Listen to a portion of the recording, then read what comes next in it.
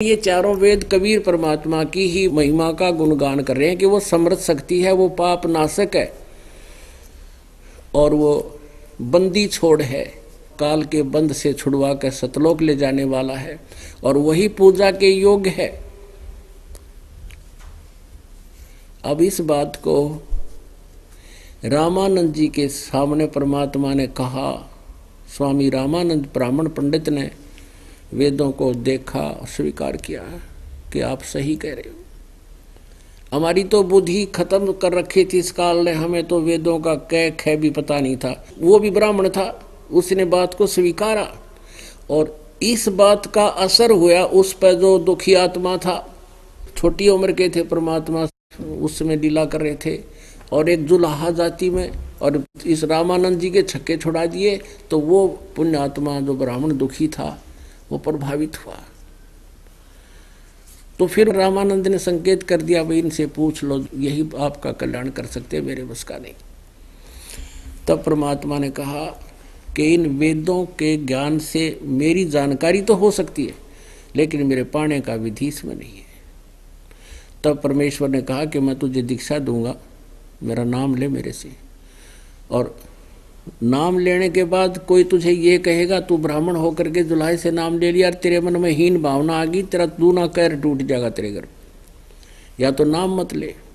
तो वो दुखी हो रहा था, ने बोला जी मैं तो कति मरा पड़ा हूँ और मेरा उद्धार करो मेरे मालिक। नाम ले लिया।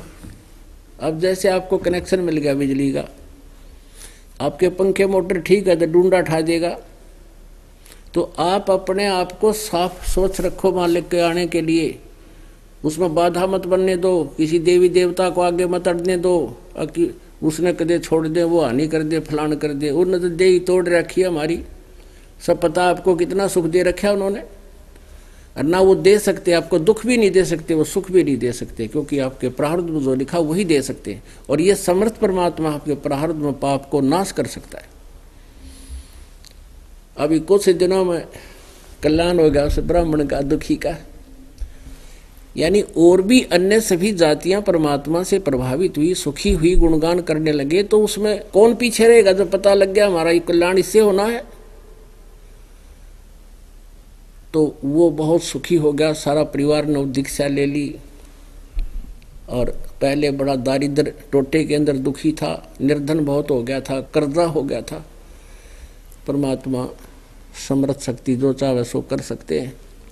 कुछ ही दिनों में उनके सब दुख निवारण हो गए और पशुपालन का काम शुरू कर दिया। कुछ ही दिनों में सारे ठाठ कर दिए, पैसा भी, कर्जा भी उतर गया। अब वो इतना सुखी हो गया, जहाँ जावे वहीं गुण गावे कि भगवान आए हैं, परमात्मा आए हैं। सब जो भी उसके संपर्क में कोई रिश्तेदार, नाती, वैसे कोई मित्र, तो वही आता है परमात्मा के पास जिसके पुण्य अधिक होते हैं। सकल पदार्थ है जग माही, कर्महीन नर पावत नाही।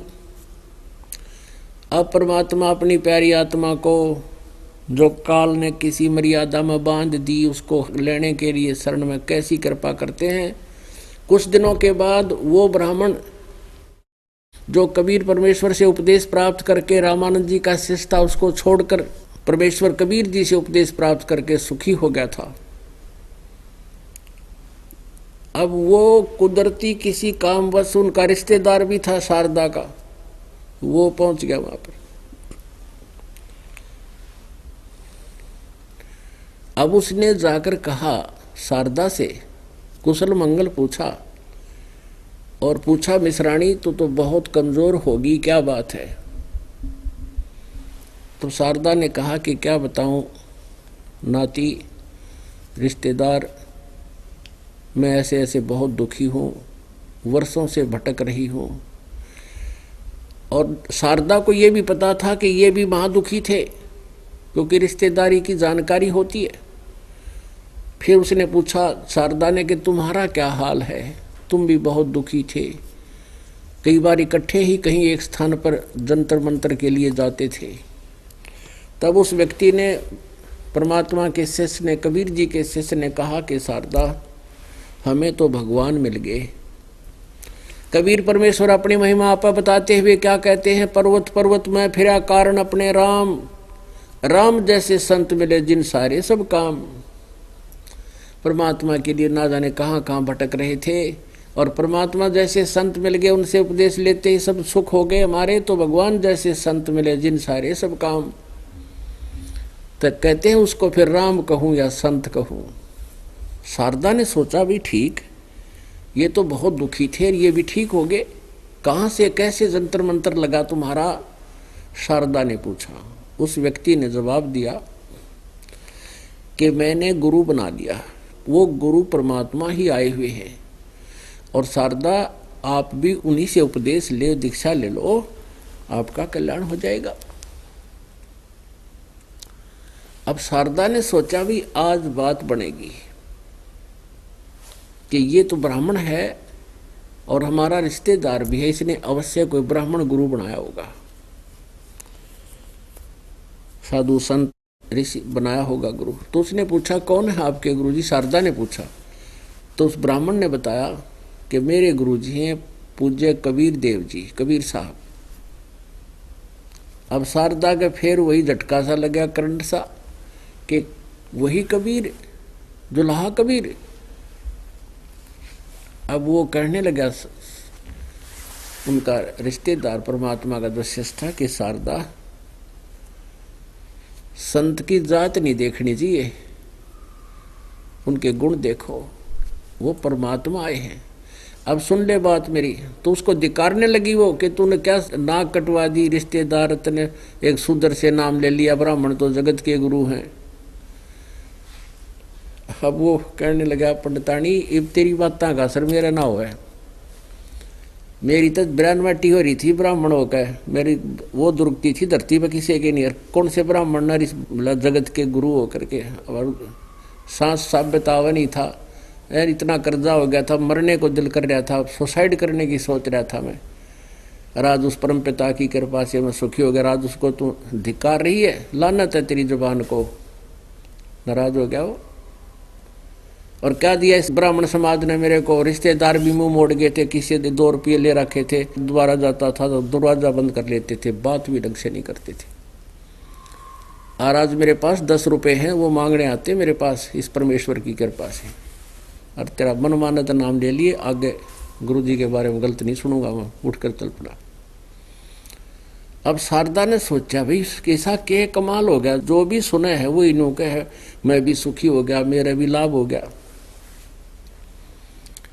अरिया कुल की मर्यादा, ये बंधन काल ने इसी बेड़ी बांध दिया, टूटे को नहीं, फिर भी बरता क्या नहीं करता। शारदा ने सोची भाई कति अंत आ लिया मेरा तय। अब उसने ये मन में ठान ली कि कभी आसपास कोई सत्संग उस संत का होगा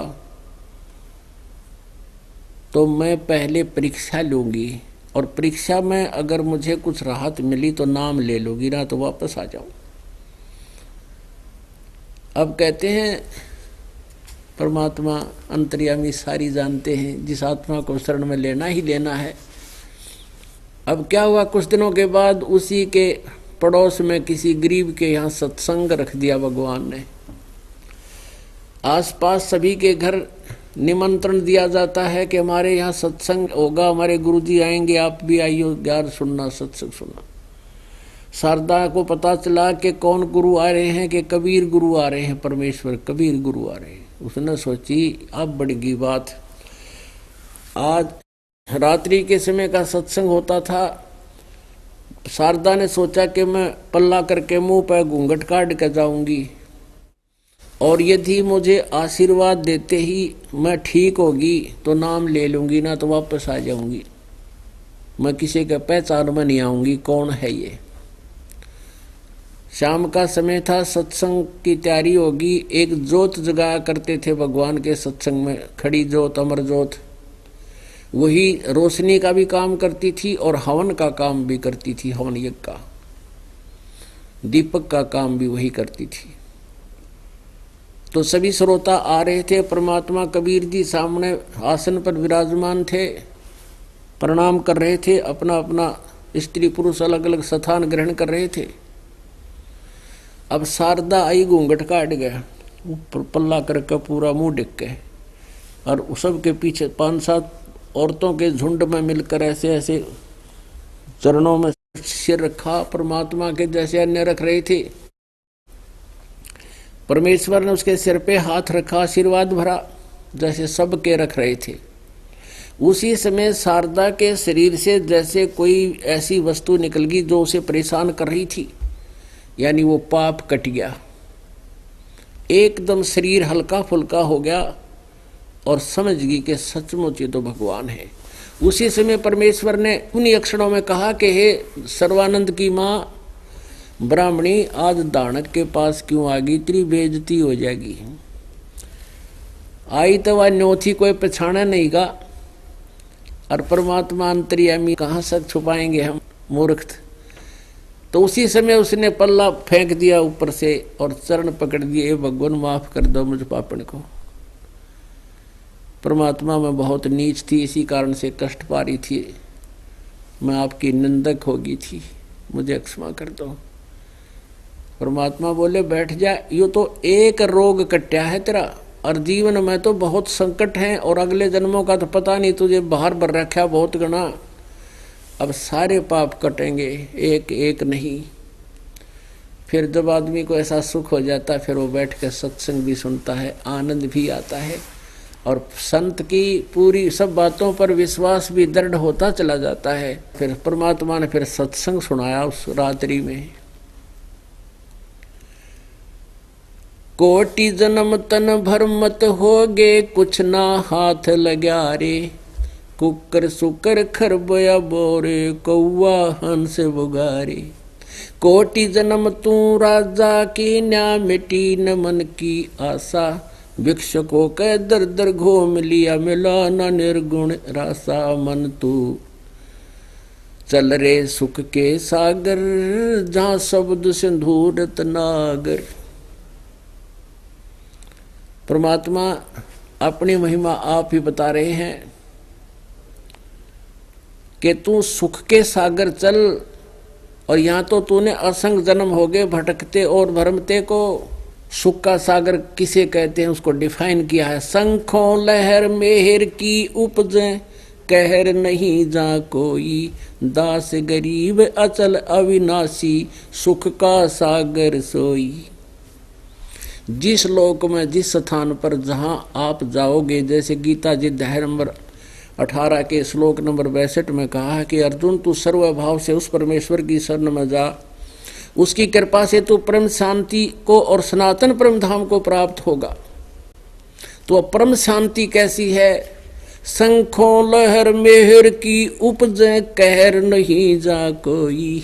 दास गरीब अचल अविनाशी, सुख का सागर सोई। जैसे कभी कभी एकांत में बैठे हों, आत्मा में एक ऐसी हिलोर उठती है, वो लहर आती है, कोई भी बुरा सा नहीं लगता, सबके प्रति मेहर भर जाती है, दया भर जाती है। लेकिन वो होती है थोड़ी सी देर की, उसके बाद फिर कैर टूट जाते हैं। वो ऐसा करना था, वैसा करना था, उसको ऐसे कर दूंगा, उसने ऐसा कैसे हो गया, फलाना हानि होगी, वो लाभ हो गया। तो वो कैर की लहर आ गई, और वो थी मेहर की लहर। तो कहते हो सतलोक के अंदर ऐसी लहर शंखों लहर मेहर की उपजे, और कहर नहीं जा कोई। दास गरीब अचल अविनाशी, सुख का सागर सोई।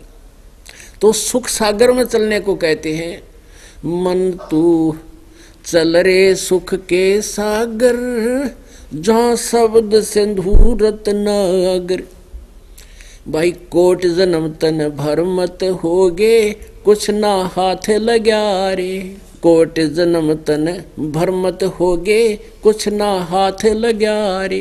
कुकर सुकर खरबया बोरे, कौआ हंस बुगारे। मन तू चल रे सुके सागर, जहाँ शब्द सिंधु रत्नागर। कोटि जन्म तू राजा की न्या, मिटी न मन की आशा। कोटि जन्म तू राजा की न्या, मिटी न मन की आशा। भिक्षुकों के दर दर घूम लिया, मिला ना निर्गुण रासा। मन तू चल रे सुके सागर, जहाँ शब्द सिंधु रत्नागर। इंद्र कुबेर ईश की पदवी, ब्रह्मा वरुण धर्मराया। इंद्र कुबेर ईश की रे पदवी, ब्रह्मा वरुण धर्मराया। विष्णुनाथ के लोक को जाके तू फिर भी उल्टा आया मन तू। चल रे सुके सागर, जहां शब्द सिंधु रत्नागर।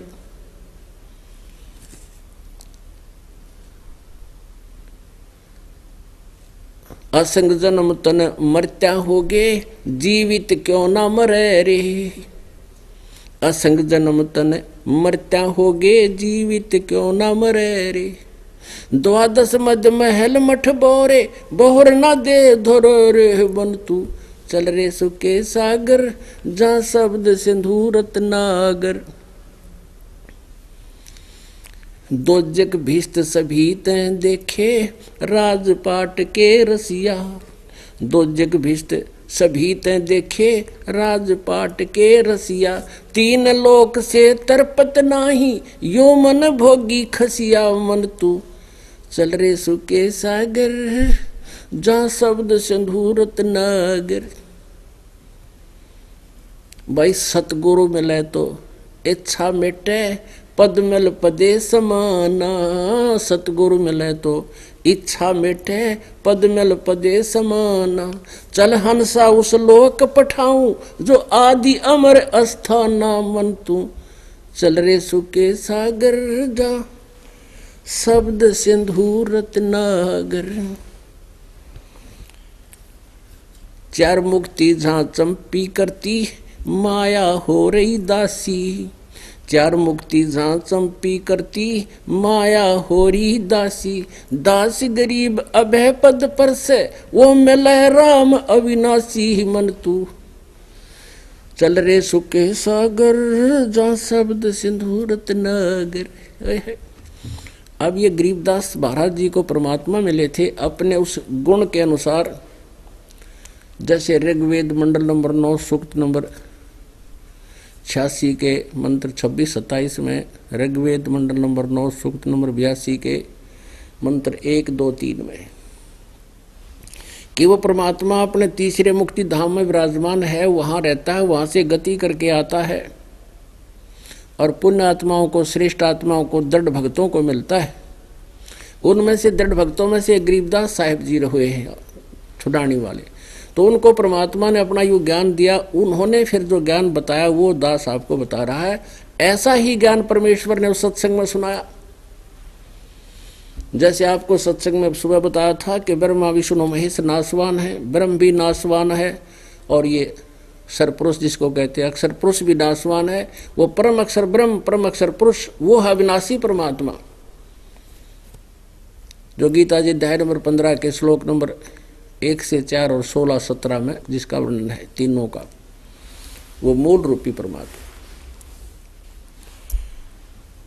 अब इसमें क्या बताया है कि भाई कोटि जन्म तन भरमत हो गए, कुछ नहीं हाथ लगा रे। कुकर सुकर खरबा बोरे, कौआ हंस बगारे। कोटि जन्म तू राजा की ना, और मिटी ना मन की आशा, और भिक्षुक होकर दर दर घूम लिया, मिला ना निर्गुण रासा। ये लंबा प्रकरण है, हम थोड़ा प्रसंग दूसरा चल गया। पहले तो पुण्यात्माओं जिसका कांटा निकल जाएगा उसको फिर सारी बात सुहाया करें। तो शारदा ने सारी बात समझ ली, 2-3 सत्संग लगातार सुने, परमात्मा का काफी संग किया, जहाँ भी सत्संग होता वहाँ पहुँच जाती थी। अब उसको पूर्ण विश्वास हो गया कि ये संत जो वचन कह रहे हैं वो सारी सत्य है, क्योंकि वो वेदों पुराणों से भी परिचित थी। और परमात्मा ने बताया कि ब्रह्मा विष्णु महेश ये नासवान है, और इन्हीं की स्टीम लिखा है, देवी भागवत में प्रमाण है, 3 स्कंद के 123 पृष्ठ पे, गीता प्रेस गोरखपुर से प्रकाशित। और ब्रह्म परब्रह्म क्या तो उन्हें पता ही नहीं था, फिर वो सारी साची लागी जब प्रमाणित हो गया।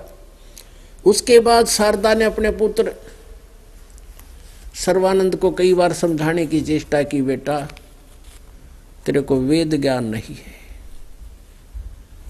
अब सर्वानंद हंसकर टाल जाता, माता जी आपको क्या पता, आपने बड़ा विद्वान पुरुष हो, सबको पराजित कर दिया है। तो एक दिन सर्वानंद के मन में क्या इच्छा हुई, यानी सर्वानंद अपनी माँ की बातों को टाल देता था। उसको नाराज भी नहीं करता था और ये भी नहीं पूछा कभी कि तेरा गुरु कौन है।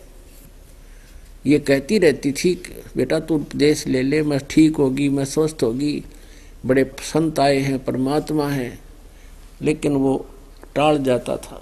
और शारदा बड़ी दुखी होती थी, देख काल के मुंह में जा गए मेरा लड़का, बड़ा फिर विद्वान, चारों वेद गोट लिए और कह का पता नहीं इनको वेदों में लिखा क्या है, गोटने से थोड़ा इसमें क्या लिखा है समझना चाहिए। नहीं मान रहा था। एक दिन सर्वानंद के मन में आया कि मैंने सभी अपने साथ के सभी विद्वानों को पराजित कर दिया, मैं अपना नाम सर्वाजीत रखवा लेता हूँ अपनी माँ से कह करके,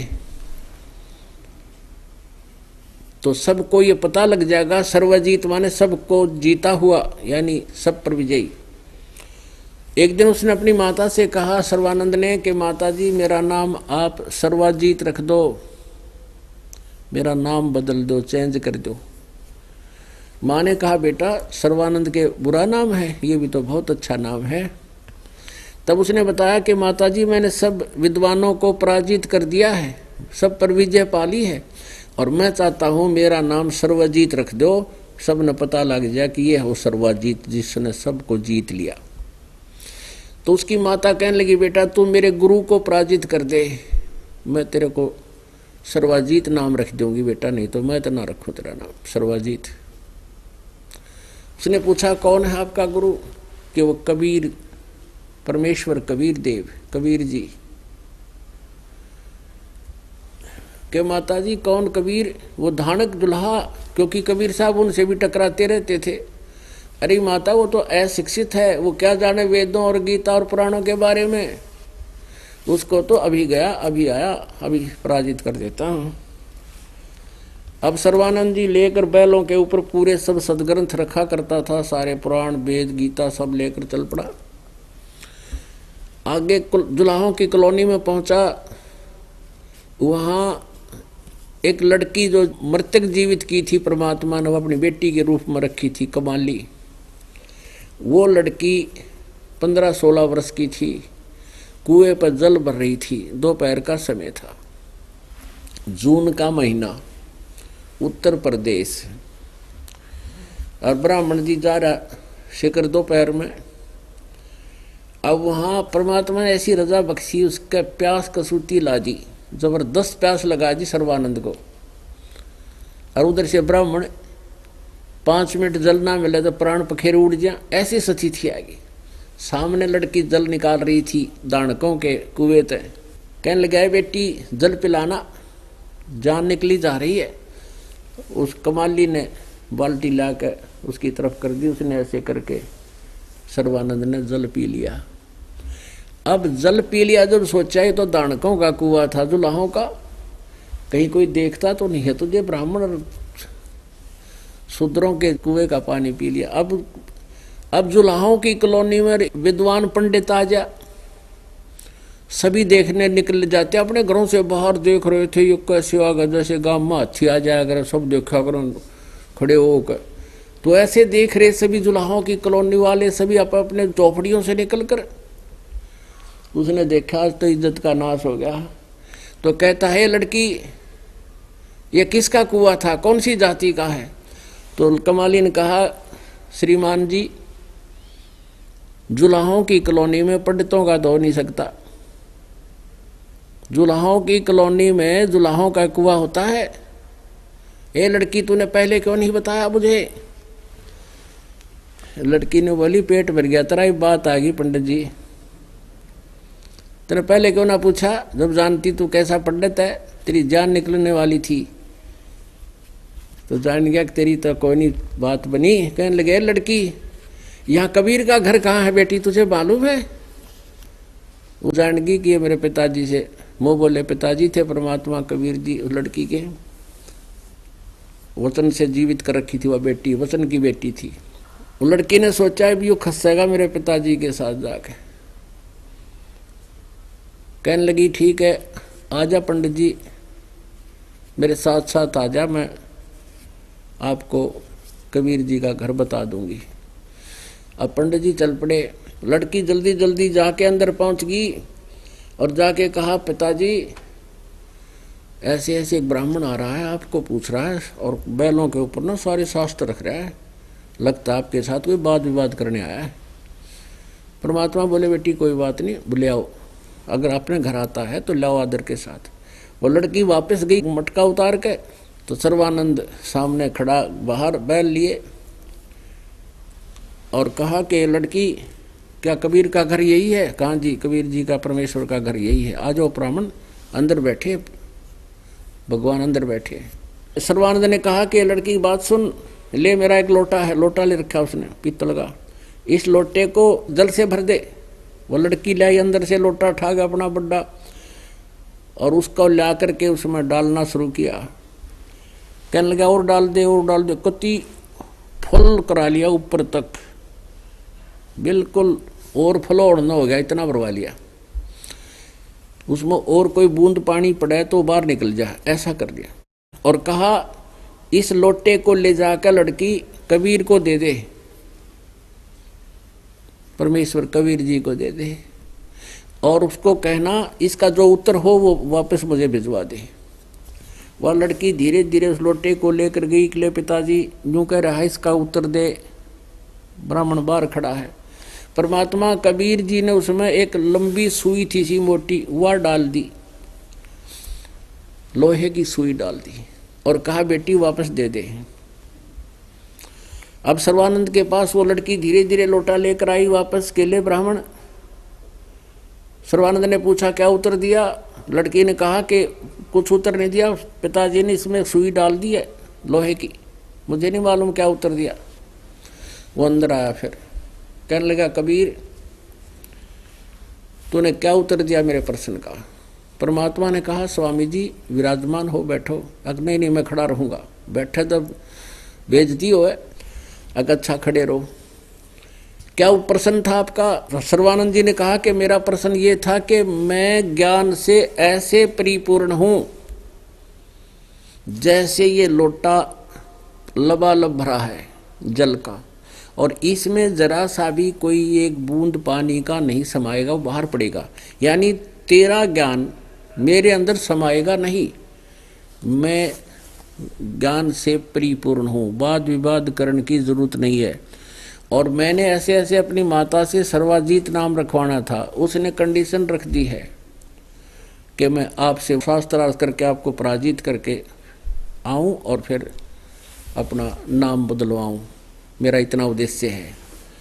अब तेरा ज्ञान मेरे में नहीं समाएगा और मैं चारों वेदों का पुराणों का ज्ञाता हूँ, मेरा ये संदेश था तेरे को।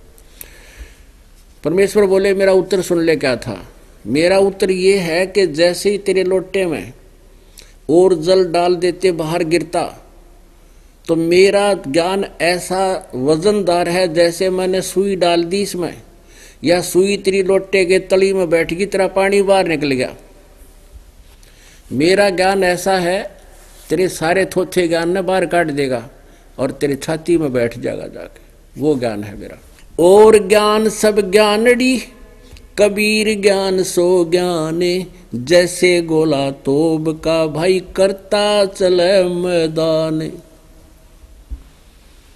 अब सर्वानंद कहने लगा बोल तेरा क्या प्रश्न है? अब इतने वहां आसपास के जो दुल्हे इकट्ठे हो गए, सारे घर से निकल निकल कर आ गए, भाई आज कबीर के ला वार्ता हो गई। कबीर साहब के साथ छेड़छाड़ रखा करते इन ब्राह्मणों से, परमात्मा बार बार छेड़ते थे, सबको वार्ताएं होती थी। तो देखने आगे सब खड़े हो गए, चारों तरफ बैठ गए। अब परमेश्वर ने कहा कि मैं प्रश्न करता हूं, उत्तर दे महात्मा जी विद्वान पुरुष, कि कौन ब्रह्मा का पिता है, कौन विष्णु की माँ और कौन शंकर का दादा है, हमको दे बता। अब सर्वानंद कहता है ये तो अजर व अमर है, इनके कोई माता पिता नहीं है, सर्वेश्वर है, महेश्वर है, ये अजन्मा है, ये सर्वशक्तिमान है। देखो रे लोगों इसकी अकल मारी गई है, ये ब्रह्मा विष्णु महेश के माता पिता बता रहा है। तब परमेश्वर ने कहा सर्वानंद आप शास्त्रार्थ करने आए हो तो शास्त्रों का आधार मानो। हाँ जी बोलो। कि देवी पुराण निकालो और तीसरा सकंद निकालो, शिव पुराण निकालो, रुद्र संहिता निकालो और देखो उसमें क्या लिखा है। ये नासवान है, इनकी जन्म मृत्यु होती है, दुर्गा इनकी माता है, ये ज्योत स्वरूपी निरंजन, ये काल इनका पिता है। और उसने निकाली, पढ़ा, पढ़ कर देख लिया, बात है तो यूं का तू, लेकिन बेइज्जती वहां रहता, और कोई पढ़ नहीं सकता, पढ़ ब्राह्मण सकते हो संस्कृत ने, और सब पता था उसको, कोई पढ़ नहीं सकता यहाँ पर। कहने लगा झूठ बोलता है, झूठ बोलता है, ऐसा कहीं नहीं लिखा है। और फिर और संस्कृत शुरू कर दी, कोई घोट रखे थे, कोई उपनिषद संस्कृत में बोलता रहा, डटया नहीं डटया। तो उसमें सारे अनपढ़ दुलाए बैठे, बोले बाले, और वो संस्कृत बोला, और सभी दुल्हावन ताली पीट दी, वाह सर्वानंद, वाह सर्वानंद, जीत गया, जीत गया, जीत गया। जो संस्कृत बोला वो जीत गया। अब ऐसे हार जीत होती थी विद्वानों की, अविद्वानों की प्रशंसा से। अब उन दुल्हाओं ने पता नहीं वो संस्कृत में बोल रहे के है, और उसकी प्रशंसा कर दी। तो कबीर साहब बोले भाई ठीक है, मैं हार गया तो जीत गया, बताओ और क्या चाहता है। सर्वानंद बोला ऐसे नहीं, लिख कर दे दे। अब सर्वानंद ने तो ऐसा काम कर दिया जैसे एक किसान का लड़का पढ़ा करता था 6ठी 7वीं में। उसमें हमारे पुराने समय में इंग्लिश जो है 6ठी कक्षा से लगती थी, अंग्रेजी 6ठी कक्षा से पढ़ने लगते थे बच्चे। तो एक दिन रविवार के दिन वो अपने पिता के साथ खेतों में बैलगाड़ी में बैठा जा रहा था।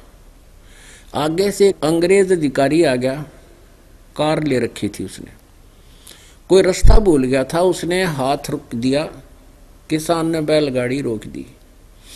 उसने अंग्रेजी में पूछा भी मैंने उस गांव को जाना है, क्या मैं ठीक जा रहा हूं? तो किसान ने कहा कि बेटा, अपने पुत्र से कि बेटा ये अपनी टोर दिखावा इंग्लिश बोल के, अंग्रेजी तो भी तो जानता है ना, सुना दे बोल के कि हमें भी आती है अंग्रेजी। उस लड़के ने सिक लीव सुना दी, छुट्टी के लिए प्रार्थना पत्र। अब वो अंग्रेज तो पूछ रहा था गांव का रास्ता, और वो किसान का लड़का सुना रहा है sick leave to the headmaster, I beg to say that I can not come to school, please grant me 1 day leave, yours faithfully. अब उस अंग्रेज ने माथे माथ मारा कि पूछता रहा हूँ रास्ता, वे ऑफ विलेज, और सुना रहा सिक लीव, माथे मारा, मूर्खत बाला पड़ गया, वो चल पड़ा। किसान ने अपने बेटे की कमर थपथपाई, वाह बेटा वाह, तने अंग्रेज हरा दिया इंग्लिश बोल के।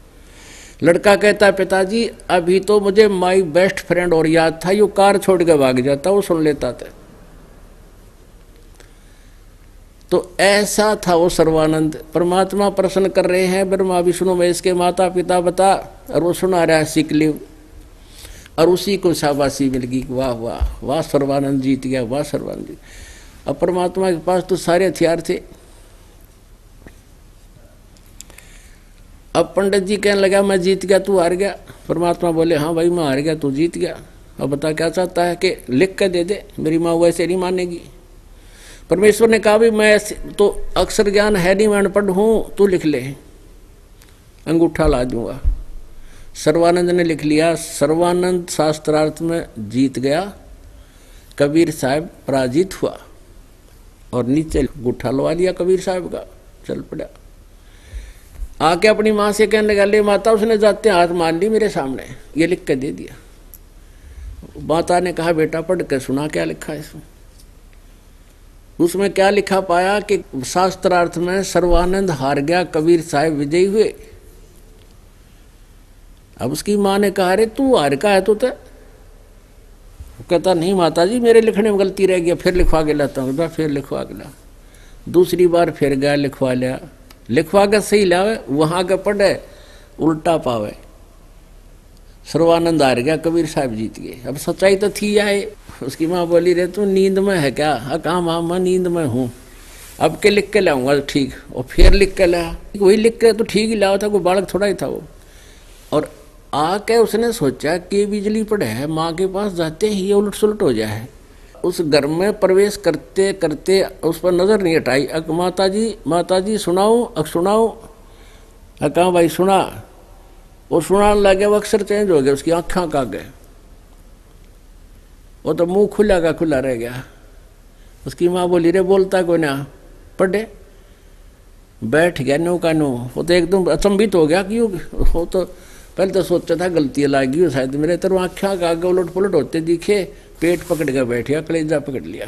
उसकी माँ बोली रे क्या हो गया बेटा बोल, वो तो है विद्वान है।